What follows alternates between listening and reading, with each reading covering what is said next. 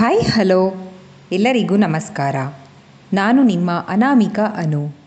ಅಭಿವ್ಯಕ್ತಿ ಕಥಾಲೋಕಕ್ಕೆ ಸ್ವಾಗತ. ಇನ್ನೂ ಯಾರೆಲ್ಲ ಈ ಚಾನಲ್ಗೆ ಸಬ್ಸ್ಕ್ರೈಬ್ ಆಗಿಲ್ಲ, ದಯವಿಟ್ಟು ಸಬ್ಸ್ಕ್ರೈಬ್ ಮಾಡಿಕೊಂಡು ಪ್ರೋತ್ಸಾಹ ನೀಡಿ. ಇಲ್ಲಿ ಪ್ರಸಾರವಾಗುವ ಕಥೆಗಳನ್ನು ಕೇಳಿ ನಿಮಗೆ ಇಷ್ಟವಾದರೆ ಲೈಕ್ ಕೊಟ್ಟು ಕಮೆಂಟ್ ಮಾಡಿ ಹೆಚ್ಚು ಹೆಚ್ಚು ಶೇರ್ ಮಾಡುವುದರ ಮೂಲಕ ನಮಗೆ ಮತ್ತಷ್ಟು ಪ್ರೋತ್ಸಾಹ ನೀಡೋದನ್ನು ಮರಿಬೇಡಿ.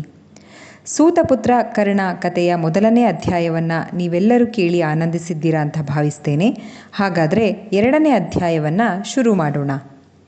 ಕಲ್ಯಾಣಿಯ ಕೂಸು ಎದುರಿಗೆ ಬಂದು ನಿಂತಿದ್ದ. ಕಬ್ಬಿಣದಂಥ ಶರೀರ, ಸರಿಯಾಗಿ ಊಟ ಹಾಲು ತುಪ್ಪ ಇದ್ದಿದ್ದರೆ ಬಲ ಭೀಮನೇ ಸರಿ ಎಂದುಕೊಂಡು, ನಿಂಗೆ ಏಟ್ ಕಿತ ಹೇಳಬೇಕು, ಅವುಗಳ ಸವಾಸಕ್ಕೆ ಹೋಗ್ಬೇಡ ಅಂತ ಹೇಳಿದ್ ಕೇಳಲ್ಲ ಅಲ್ವಾ, ನಡಿ ಗಂಜಿ ಮಾಡಿದ್ದೀನಿ ಕುಡ್ಕೊಂಡು ಗೌಡ್ರ ಮನೆ ತಕ್ಕ ಬಾ, ಎರಡೊರೆ ಬತ್ತುದುಲ್ ತರಬೇಕು ಅಂದಳು ಕಲ್ಯಾಣಿ ಗುಡಿಸಲಿನ ಬೀಗದ ಕೈ ಕೊಡುತ್ತಾ. ನಡಿ ಕಾಡಿಗೆ ಬೇಕಾದಷ್ಟು ಹುಲ್ ಸಿಗ್ತದೆ, ಗೌಡನ ಮನೆ ತಕ್ಕ ಹೋಗೋದೇನು ಬೇಡ ಅಂದ ಕಲ್ಯಾಣಿಯ ಕೂಸು ಕರ್ಣ. ಹುಲ್ಲು ಕಾಡಿಂದ ತರ್ತೀಯ, ಹೊಟ್ಟೆಗೆ ಹುಲ್ಲೇ ತಿನ್ನೋದಾ? ಈ ಆಡಿಲ್ಲಿ ಗೌಡ್ರ ಕೃಪೆ ಇಲ್ಲದೆ ಯಾರ ಮನೆಯಲ್ಲೂ ಒಲೆ ಉರಿಯಲ್ಲ, ಏಟ್ ಕಿತ್ತ ಹೇಳ್ಬೇಕು ಅಂದಳು ಕಲ್ಯಾಣಿ.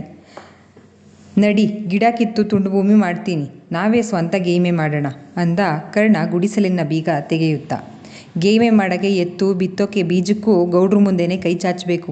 ಈ ಹಾಡಿಲಿ ಯಾರು ಸ್ವಂತ ಭೂಮಿ ಇಟ್ಕೊಂಡು ಗೇಯ್ಮೆ ಮಾಡಲ್ಲ, ತಿಳಿದಿಲ್ಲೇನು? ಬೇಗ ಬಾ, ಹೊರೆ ಕಟ್ಟಿ ಕಾಯ್ತಿರ್ತೀನಿ ಎಂದು ಗಂಗೆಯ ಜೊತೆ ಹೋದಳು ಕಲ್ಯಾಣಿ. ಕರ್ಣ ಅಲ್ಯೂಮಿನಿಯಂ ತಟ್ಟೆಗೆ ಗಂಜಿ ಸುರಿದುಕೊಂಡು ಕೆಂಡದಲ್ಲಿ ಸುಟ್ಟ ಮೆಣಸಿನಕಾಯಿಯನ್ನು ನೆಂಚಿಕೊಂಡು ಸೊರ್ ಸೊರ್ ಎಂದು ಸದ್ದು ಮಾಡುತ್ತಾ ಗಂಜಿ ಕುಡಿದು ಗುಡಿಸಲಿಗೆ ಬೀಗ ಹಾಕಿಕೊಂಡು ಹೊರಟ ಗೌಡರ ಮನೆ ಕಡೆಗೆ. ಕಲ್ಯಾಣಿ ಮತ್ತು ಗಂಗೆ ಇಬ್ಬರು ಗೌಡರ ಮನೆ ಬಾಗಿಲಿನಲ್ಲಿ ನಿಂತು ಅವ್ವಾರೇ ಅವ್ವಾರೇ ಎಂದು ಕೂಗಿದರು. ತಿರುಮಲೆ ಗೌಡರ ಮಡದಿ ಕೃಷ್ಣವೇಣಿ ಕೊಂಚ ದಡೂತಿ ಹೆಂಗಸು. ಕೆಲಸಗಳಲ್ಲಿ ಸ್ವಲ್ಪ ಬಿಗಿ ಕೊಡುವ ವಿಚಾರದಲ್ಲಿ ಗೌಡರಿಗಿಂತ ಸ್ವಲ್ಪ ಸಡಿಲ ಸ್ವಭಾವದ ಹೆಂಗಸು. ಗೌಡರಿಗೆ ಈ ಹಾಡಿಯ ಜನ ಜೀವನದುದ್ದಕ್ಕೂ ತಲೆ ಕಳೆದರೂ ನಮ್ಮ ಮನೆಯಲ್ಲೇ ಜೀತ ಮಾಡಿಕೊಂಡು ಇರುವಂಥ ಪರಿಸ್ಥಿತಿ ನಿರ್ಮಾಣ ಮಾಡಿದ್ದರು. ಸ್ವಂತ ಜಮೀನಿನ ಗಂಧಗಾಳಿಯೂ ಗೊತ್ತಿಲ್ಲದ ಹಾಡಿಯ ಜನ ದಿನವಿಡೀ ಮೈಮುರಿದು ದುಡಿದು ಸಂಜೆ ಗೌಡರ ಮನೆ ಮುಂದೆ ಸರತಿ ಸಾಲಿನಲ್ಲಿ ನಿಲ್ಲುತ್ತಿದ್ದರು. ಪೇಟೆಯ ಘಮಲು ಇತ್ತ ಸುಳಿಯದಂತೆ ನೋಡಿಕೊಂಡಿದ್ದ ಗೌಡರು ಕಾಫಿ ವೇಳೆ ಬಂದಾಗ ತುಂಬಿಕೊಂಡು ಹೋಗಲು ಪೇಟೆಯಿಂದಲೇ ಜನರನ್ನು ಕರೆಸ್ತಿದ್ರು. ಹಾಡಿಯ ಜನರದ್ದು ಏನಿದ್ದರೂ ನಾಲ್ಕು ಗೋಡೆಯ ನಡುವಿನ ಜೀವನದಂತೆ ಸುತ್ತ ನಾಲ್ಕು ಕಡೆಯೂ ಗುಡ್ಡ, ಮಧ್ಯದಲ್ಲಿ ಕಾಡು ಕಡಿದು ಕಾಫಿ ತೋಟವನ್ನು ಮಾಡಿಕೊಂಡಿದ್ದರು ಗೌಡರು. ಗುಡ್ಡವನ್ನು ಹತ್ತಿ ಇಳಿದು ಆ ಕಡೆಗೆ ಇರುವ ಪ್ರಪಂಚದ ಅರಿವು ಇರಲಿಲ್ಲ ಹಾಡಿಯ ಜನಗಳಿಗೆ. ಗೌಡರೇ ಪೇಟೆಗೆ ಹೋದಾಗ ಅಡುಗೆಗೆ ಬೇಕಾದ ಉಪ್ಪು, ಮೆಣಸು, ಮಸಾಲೆ, ಬೆಲ್ಲ, ಕಾಫಿ ಪುಡಿ ತಂದು ಉಗ್ರಾಣದಲ್ಲಿ ಇಡುತ್ತಿದ್ದರು. ಹಾಡಿಯ ಜನಗಳಿಗೆ ಅದನ್ನು ಪಗಾರದ ರೀತಿ ಕೊಡುತ್ತಿದ್ದರು. ಹಾಡಿಯ ಜನಗಳಿಗೆ ಸ್ವತಃ ಬೇಸಾಯದ ಅರಿವು ಎಷ್ಟು ಇರಲಿಲ್ಲ ಎಂದರೆ ಮನೆ ಬಳಿ ಇದ್ದ ಜಾಗದಲ್ಲಿ ಸ್ವಲ್ಪ ಕೆತ್ತಿ ಸೊಪ್ಪನ್ನು ಕೂಡ ಬೆಳೆಯುವಷ್ಟು ಸ್ವಂತ ಜ್ಞಾನ ಅವರಿಗಿರಲಿಲ್ಲ. ಏನೇ ಬೇಕೆಂದರೂ ಗೌಡರ ಮನೆ ಮುಂದೆ ಕೈಕಟ್ಟಿ ನಿಲ್ಲುವುದಷ್ಟೇ ಅವರಿಗೆ ತಿಳಿದಿದ್ದು. ಹಾಡಿಯ ಜನಗಳಿಗೆ ಗೊತ್ತಿದ್ದದ್ದು ಕೋಳಿ ಸಾಕಣೆಯೊಂದೇ. ವರ್ಷಕ್ಕೊಮ್ಮೆ ಮಾಡುವ ಸಿಡಿಲು ಮಾರಿಯಮ್ಮನ ಜಾತ್ರೆಗೆ ಕಡಿಯಲು ಕುರಿ ಸಾಕಣೆಯೊಂದೇ. ಅದು ದೊಡ್ಡ ಮಟ್ಟದಲ್ಲ, ಮೊಟ್ಟೆಗಾಗಿ ಮಾಂಸಕ್ಕಾಗಿ ಅಷ್ಟೇ. ಆಗಾಗ ಮೊಟ್ಟೆಗಳು ಕೋಳಿಗಳು ಕೂಡ ಚಾಂಬನ ಅಂಗಡಿಗೆ ಅಡವಾಗುತ್ತಿದ್ವು. ಒಳಗಿನಿಂದ ಕೃಷ್ಣವೇಣಿ ಬರುತ್ತಲೇ ನಡುಬಗ್ಗಿಸಿ ನಮಸ್ಕರಿಸಿ, ಅವ್ವಾರೇ ಬತ್ತುದುಲ್ಲು ಕೇಳಿದ್ನಲ್ಲ ಎಂದು ಕೇಳಿದಳು ಕಲ್ಯಾಣಿ ಅತಿ ವಿನಯದಿಂದ. ಈ ಹಾಡಿಯಲ್ಲೇ ಕಲ್ಯಾಣಿ ಎಂದರೆ ಬುದ್ಧಿವಂತ ಮಹಿಳೆ. ಅವಳು ಗರ್ಭಿಣಿ ಹೇಗಾದಳು ಎಂಬುದು ಇದುವರೆಗೂ ಅನಾವರಣವಾಗದ ಸತ್ಯ. ಹಾಡಿಯ ಜನರೆಲ್ಲ ಮದುವೆಯೇ ಇಲ್ಲದೆ ಬಸಿರಾದವಳು ಎಂದು ಹೀಯಾಳಿಸಿದರು. ಮಗುವನ್ನು ಹೆತ್ತ ಗಟ್ಟಿಗಿತ್ತಿಯವಳು. 12 ವರ್ಷಕ್ಕೆಲ್ಲ ಹಾಡಿಯ ಗಂಡು ಮಕ್ಕಳೆಲ್ಲ ಚಾಂಬನ ಹೆಂಡದಂಗಡಿಗೆ ಹೋಗುವುದು ಕಲಿತರು. ಕರ್ಣ ಮಾತ್ರ ವಯಸ್ಸು 22 ಆದರೂ ದುಶ್ಚಟಗಳಿಂದ ದೂರ ಇದ್ದವನು. ಕೆಸರಿನಂತೆ ಕಮಲ ಅರಳುವಂತೆ ಹಾಡಿಯ ಜನರ ಮಧ್ಯೆ ಕಮಲದಂತೆ ಅರಳಿದ್ದ ಕರ್ಣ. ಅವನಿಗೆ ತನ್ನದೇ ಸ್ವಂತ ತುಂಡು ಭೂಮಿಯಲ್ಲಿ ಗೇಯ್ಮೆ ಮಾಡಬೇಕು, ನಾನೇ ಸ್ವಂತ ಭತ್ತ ಬೆಳೆಯಬೇಕು ಎಂಬ ಕನಸು. ಗುಡ್ಡದಾಚೆ ಇರುವ ಲೋಕ ಕಾಣುವ ತುಡಿತ. ಆದರೆ ಕಲ್ಯಾಣಿ ಅದಕ್ಕೆ ಆಸ್ಪದ ಕೊಡುವುದಿಲ್ಲ. ಕರ್ಣನಂತೆ ಹುಂಬ ಹುಡುಗರು ಗುಡ್ಡದಾಚೆ ಏನಿರಬಹುದೆಂಬ ಕುತೂಹಲದಿಂದ ನೋಡಲು ಹೋದವರು ಹಿಂದಿರುಗಿ ಬರದೇ ಇದ್ದಾಗ ಆ ಕಡೆ ಹೋಗುವುದನ್ನೇ ಬಿಟ್ಬಿಟ್ರು. ಆಸರೆಗಾಗಿ ಇರುವ ಮಗನನ್ನು ಅತ್ತ ಕಡೆ ಸುಳಿಯದಂತೆ ಕಟ್ಟಪ್ಪಣೆ ಮಾಡಿದ್ದಳು ಕಲ್ಯಾಣಿ. ಗುಡ್ಡದಾಚೆಗಿನ ರಹಸ್ಯ ಈಗಲೂ ಒಂದು ಅಗೋಚರ ಸತ್ಯವೇ ಸರಿ. ಕರ್ಣನಿಗೆ ಇನ್ನೊಂದು ಒಳ್ಳೆಯ ಬುದ್ಧಿಯೂ ಇತ್ತು. ಹಾಡಿಯಲ್ಲಿ ಕಾಫಿ ತೋಟದ ಒಳಗೆ ಹುಲ್ಲು ಬವಣೆಯ ಬಳಿ ಎಲ್ಲೇ ಹಾವು ಕಂಡ್ರೂ ಹೊಡೆದು ಸಾಯಿಸದೆ ಅವುಗಳನ್ನು ಜೋಪಾನವಾಗಿ ಹಿಡಿದು ಹೋಗಿ ಕಾಡಿಗೆ ಬಿಟ್ಟು ಬರ್ತಾ ಇದ್ದ. ಬೇರೆ ಯಾರಾದರೂ ಹಾವನ್ನು ಸಾಯಿಸಿದ್ದು ತಿಳಿದರೆ ಅವರ ಕತೆ ಅಷ್ಟೇ. ಹಾಡಿಯ ಜನ ಈಗೀಗ ಕರ್ಣನಿಗೆ ಹೆದರಿ ಹಾವುಗಳನ್ನು ಸಾಯಿಸೋದನ್ನು ಬಿಟ್ಬಿಟ್ಟಿದ್ದಾರೆ. ಹಾವುಗಳೆಂದರೆ ಕರ್ಣನಿಗೆ ವಿಶೇಷ ಪ್ರೀತಿ. ಅಕಸ್ಮಾತ್ ಹಿಡಿಯುವಾಗ ಏನಾದರೂ ತರಚಿ ಅಥವಾ ಎಲ್ಲಾದರೂ ಸಿಕ್ಕಿಕೊಂಡು ಎಳೆದಾಡುವಾಗ ಹಾವಿನ ಮೈ ಮೇಲೆ ತರಚಿದ ಗಾಯಗಳಾದರೆ ಮನೆಯಲ್ಲಿಟ್ಕೊಂಡು ಕಾಡಿನಿಂದ ಎಂತೆಂಥದೋ ಸೊಪ್ಪು ತಂದು ಶುಶ್ರೂಷೆ ಮಾಡಿ ಗುಣವಾದ ಮೇಲೆ ಕಾಡಿಗೆ ಬಿಟ್ಟು ಬರ್ತಾ ಇದ್ದ. ಮಗನ ಎಲ್ಲ ಬುದ್ಧಿ ಇಷ್ಟಪಡುವ ಕಲ್ಯಾಣಿ ಈ ಬುದ್ಧಿಯನ್ನು ಮಾತ್ರ ವಿರೋಧಿಸುವಳು. ಆದರೆ ಕರ್ಣ ಬಿಡಲೊಲ್ಲ. ಕಲ್ಯಾಣಿಯ ಮೇಲೆ ವಿಶೇಷವಾದ ಪ್ರೀತಿ ಗೌಡತಿ ಕೃಷ್ಣವೇಣಿಗೆ. ಅದಕ್ಕಿನ್ನೊಂದು ಕಾರಣವೂ ಇತ್ತು. ಗಂಡ ತಿರುಮಲೇಗೌಡರಿಗೆ ಪರಸ್ತ್ರೀ ಮೇಲಿರುವ ವ್ಯಾಮೋಹ ತಿಳಿಯದವರೇನಲ್ಲ ಗೌಡ್ತಿ. ಆದರೆ ಗಂಡನೆದುರು ಮಾತನಾಡಿದರೆ ಗುಡ್ಡದ ಮಣ್ಣಲ್ಲಿ ಮಣ್ಣಾಗಬೇಕು ಎನ್ನೋ ಕಾರಣದಿಂದ ಹಲ್ಲು ಕಚ್ಚಿ ಸಹಿಸಿಕೊಳ್ಳುತ್ತಿದ್ಲು. ಹಾಗಂತ ಹಾಡಿಯ ಹೆಂಗಸರ ಮೇಲೆ ದ್ವೇಷವಿರಲಿಲ್ಲ.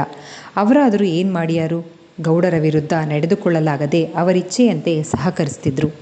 ಆದರೆ ಕಲ್ಯಾಣಿ ಆಗಲ್ಲ. ತನ್ನ ಕಿರುಬೆರಳು ತಾಕಲು ಗೌಡರನ್ನು ಬಿಟ್ಟಿರಲಿಲ್ಲ. ಹಾಡಿಯಲ್ಲಿ ಎಲ್ಲರಿಗಿಂತ ಸುಂದರವಾಗಿದ್ದರೂ ಬೆಂಕಿಯಂಥ ಹೆಣ್ಣು ಕಲ್ಯಾಣಿ. ಹಾಗಾಗಿಯೇ ಕೃಷ್ಣವೇಣಿ ಕಲ್ಯಾಣಿಗೆ ಯಾವಾಗಲೂ ಒಂದು ಹಿಡಿ ಹೆಚ್ಚಾಗಿಯೇ ಕೊಡ್ತಾಯಿದ್ರು. ಕೃಷ್ಣವೇಣಿ ಲೆಕ್ಕದ ಚೆನ್ನಯ್ಯನನ್ನು ಕರೆದು ಕಲ್ಯಾಣಿಗೆ 2 ಒರೆ ಭತ್ತದ ಹುಲ್ಲನ್ನು ಕೊಡಲು ಹೇಳಿ ಬೆಳಗ್ಗೆ ಮಾಡಿದಾಗ ಉಳಿದಿದ್ದ 3 ಜೋಳದ ರೊಟ್ಟಿಯನ್ನು ಅದರ ಮೇಲೆ ಒಂಚೂರು ಚಟ್ನಿಯನ್ನು ಹಾಕಿ ಸುತ್ತಿ ತಗೋ ಕಲ್ಯಾಣಿ ಎಂದು ಕೊಟ್ಟಳು.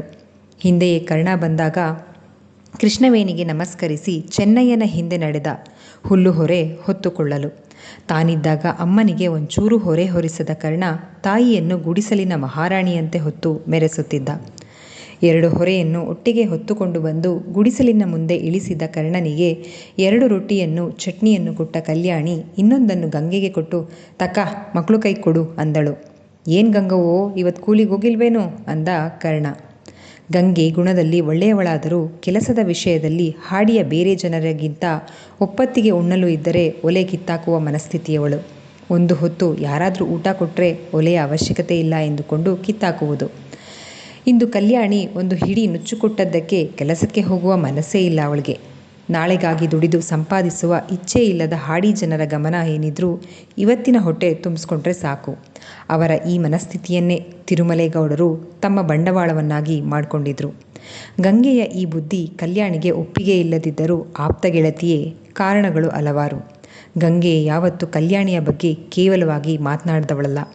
ಬೇರೆ ಯಾರಾದರೂ ಗಂಗೆ ಎದುರು ಕಲ್ಯಾಣಿಗೆ ಅಂದರೆ ಅವರಿಗೆ ಉಳಿಗಾಲವಿಲ್ಲ.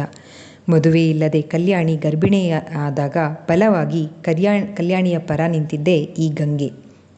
ಮಗು ಹೆತ್ತು 2 ತಿಂಗಳಷ್ಟು ಕಾಲ ಗಂಗೆಯೇ ದುಡಿದು ಸಾಕಿದ್ದಳು ಕಲ್ಯಾಣಿಯನ್ನು. ಕರ್ಣನೆಂದರೆ ಗಂಗೆಗೆ ಹಿರಿಮಗನಂತೆ.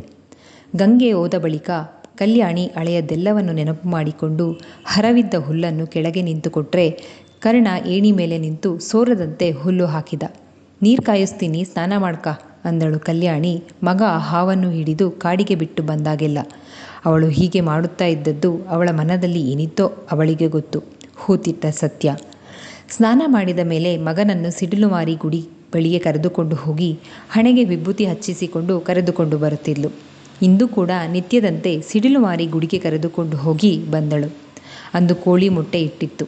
ಕರ್ಣ ಮೊಟ್ಟೆ ಬೇಯಿಸಮ್ಮ ಅಂದಾಗ ಒಲೆ ಹಚ್ಚಿ ನೀರು ಕಾಯಿಸಿ ಮೊಟ್ಟೆಯನ್ನು ನೀರು ಹಾಕಿ ಬೇಯಲು ಇಟ್ಟು ಗೌಡರ ಮನೆ ಕಡೆ ಓಡಿದಳು ಕಲ್ಯಾಣಿ ಮೆಣಸಿನ ಪುಡಿ ಬೇಡಿ ತರಲು. ಎಲ್ಲಿಗೋ ಹೋಗಿದ್ದ ಗೌಡ ಮನೆ ಮುಂದಿನ ಉಯ್ಯಾಲೆಯಲ್ಲಿ ಕುಳಿತು ಭಂಗಿ ಸೇದುತ್ತಿದ್ದ. ಮದವೇರಿದವನಿಗೆ ಕಲ್ಯಾಣಿಯನ್ನು ಕಂಡೊಡನೆ ಅಮಲು ಏರಿತು.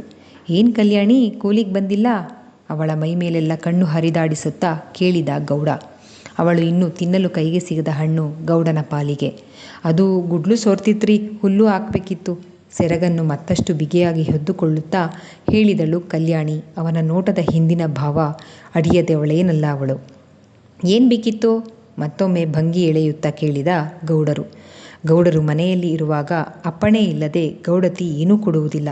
ಕೊಟ್ಟರೆ ಬಾರುಕೋಲಿನ ಒದೆ ಬೀಳುತ್ತಾವೆಂದು. ಮಗ ನೋಡಿದರೆ ಅಲ್ಲಿ ಮೊಟ್ಟೆ ತಿನ್ನಲು ಆಸೆಪಟ್ಟಿದ್ದಾನೆ. ಬೇಯಿಸಿದ ಮೊಟ್ಟೆ ಒಂಚೂರು ಉಪ್ಪು ಮೆಣಸು ಉದುರಿಸಿ ಕೊಡೋಣವೆಂದು ಆಸೆಪಟ್ಟು ಬಂದದ್ದೇ ತಪ್ಪಾಯಿತು ಎಂದುಕೊಳ್ಳುತ್ತಲೇ ವಿಧಿ ಇಲ್ಲದೆ ಇರುವ ವಿಷಯವನ್ನು ಅರುಹಿದಳು ಕಲ್ಯಾಣಿ. ನೀನು ಉಪ್ಪು ಖಾರ ತಿಂತೀಯೇನು ಎಂದು ಕೇಳಿದ ಗೌಡ. ಮಾತಿನ ಹಿಂದಿದ್ದ ಒಳಾರ್ಥ ಅರ್ಥವಾಗಿ ಕಣ್ಣಲ್ಲಿ ನೀರು ಜುನುಗಿದರೂ ತಕ್ಷಣವೇ ತೊಡೆದುಕೊಂಡು, ಉಪ್ಪು ಖಾರ ತಿಂದಿದ್ರೆ ನಿಮ್ಮ ತ್ವಾಟದಲ್ಲಿ ರಟ್ಟೆ ಮುರಿದು ದುಡಿಯೋಕ್ಕೆ ಶಕ್ತಿ ಎಲ್ಲಿಂದ ಬರ್ಬೇಕ್ರಿ ಅಂದಳು. ಮಾತು ಚಾಟಿ ಏಟಿಗಿಂತ ಜೋರಾಗಿತ್ತು.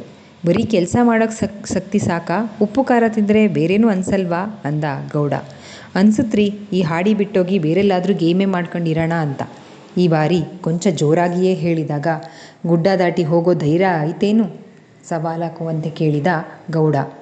ಗುಡ್ಡ ದಾಟಿ ಹೋದವರು ಹಿಂತಿರುಗಿ ಬರದೇ ಇದ್ದಾಗ ಅಲ್ಲಿ ಹುಲಿ, ಚಿರತೆಯಂಥ ಕಾಡು ಪ್ರಾಣಿಗಳು ಇದ್ದಾವೆಂದು ಜನ ನಂಬಿದ್ದರು. ನೆನೆದುಕೊಂಡು ಗಂಟಲ ಪಸೆಯಾರಿ, ಅವ್ವಾರ್ತವ ಇಟ್ಟು ಉಪ್ಪು ಖಾರ ಪುಡಿ ಕೊಡಿಸಿದ್ರೆ ಸಾಕಿತ್ತು ಅಂದಳು. ಲೆಕ್ಕದ ಚೆನ್ನಯ್ಯನ ಕಡೆ ಸನ್ನೆ ಮಾಡಿದಾಗ ಒಳಗೆ ಹೋಗಿ ಮುತ್ತುಗದ ಎಲೆಯಲ್ಲಿ ಉಪ್ಪು ಖಾರದ ಪುಡಿಯನ್ನು ಹಾಕಿಸಿಕೊಂಡು ಬಂದು ಕೊಟ್ಟ ಚೆನ್ನಯ್ಯ. ಪಡೆದುಕೊಂಡವಳು ಅಲ್ಲಿ ನಿಲ್ಲದೆ ಗುಡಿಸಲಿನ ಕಡೆ ಸಾಗಿದ್ದಳು ಕಲ್ಯಾಣಿ. ಇಲ್ಲಿಗೆ ಈ ಸಂಚಿಕೆ ಮುಕ್ತಾಯವಾಯಿತು. ಈ ಸಂಚಿಕೆ ನಿಮ್ಮೆಲ್ಲರಿಗೂ ಇಷ್ಟವಾಗಿದೆ ಅಂತ ಭಾವಿಸ್ತೇನೆ. ದಯವಿಟ್ಟು ನಿಮ್ಮ ಅನಿಸಿಕೆ ಅಭಿಪ್ರಾಯಗಳನ್ನು ಕಮೆಂಟ್ ಸೆಕ್ಷನ್ನಲ್ಲಿ ಹಂಚ್ಕೊಳ್ಳೋದನ್ನು ಮರಿಬೇಡಿ. ಧನ್ಯವಾದಗಳು.